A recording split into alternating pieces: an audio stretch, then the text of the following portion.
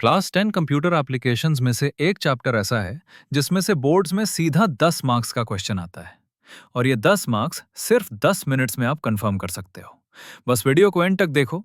Last में हम आपको प्रॉपर नोट्स और इंपॉर्टेंट क्वेश्चंस पीडीएफ भी देंगे। आज हम कवर करने वाले हैं यूनिट 3 साइबर एथिक्स। ये चैप्टर सिर्फ एग्जाम के लिए नहीं बल्कि रियल डिजिटल लाइफ के लिए भी बहुत इंपॉर्टेंट है। सबसे पहले समझते हैं cyber ethics. Cyber ethics refers to the moral principles and guidelines that govern the responsible use of computers, the internet and digital technology. Simple language में साइबर एथिक्स का मतलब है कंप्यूटर और इंटरनेट का सही, सेफ और रिस्पॉन्सिबल यूज। ऑनलाइन दुनिया में क्या सही है और क्या गलत, ये साइबर एथिक्स डिसाइड करता है। अगर कोई हैकिंग करता है, पायरेटेड सॉफ्टवेयर यूज करता है या किसी का पर्सनल डेटा बिना परमिशन यूज करता है, तो ये सब अनएथिकल साइबर एक्टिविटीज के अंदर आता है। साइबर एथिक्स का मेन एम होता है यूजर की प्राइवेसी प्रोटेक्ट करना, डिजिटल डेटा सिक्योर रखना और एक हेल्दी ऑनलाइन एनवायरनमेंट बनाना। नेक्स्ट टॉपिक है netiquettes. Netiquettes are the rules of polite and respectful behaviour while using the internet. English में समझो, नेटिकेट्स मतलब इंटरनेट पर बात करने के रूल्स और मैनर्स।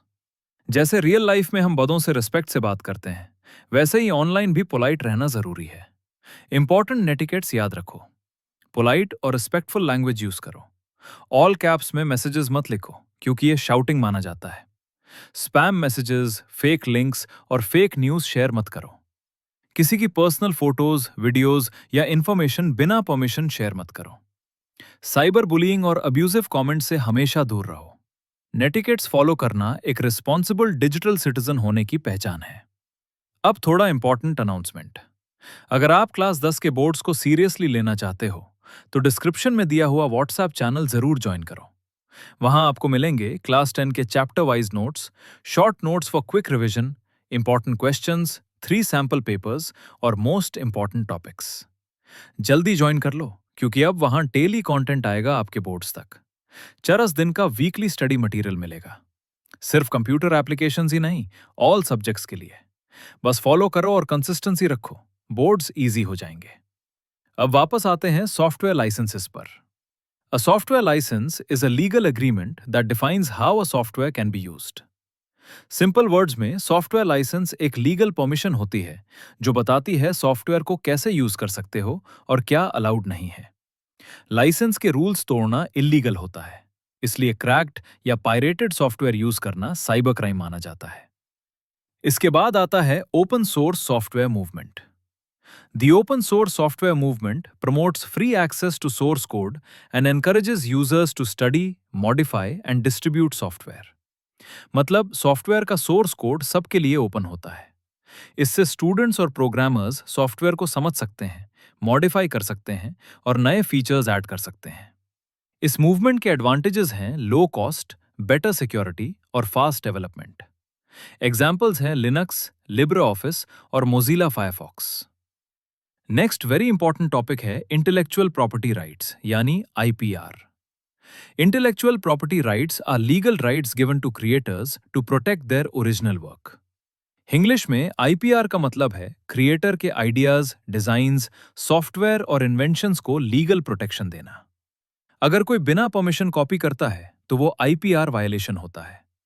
आईपीआर क्रिएटिविटी और इनोवेशन को प्रमोट करता है और ओरिजिनल क्रिएटर को क्रेडिट और रिवॉर्ड देता है। अब आता है प्लेजरिज्म, जो एग्जाम में फ्रीक्वेंटली पूछा जाता है। Plagiarism is the act of using someone else's work as your own without proper credit. Simple language में प्लेजरिज्म मतलब कॉपी पेस्ट करके अपना काम बताना।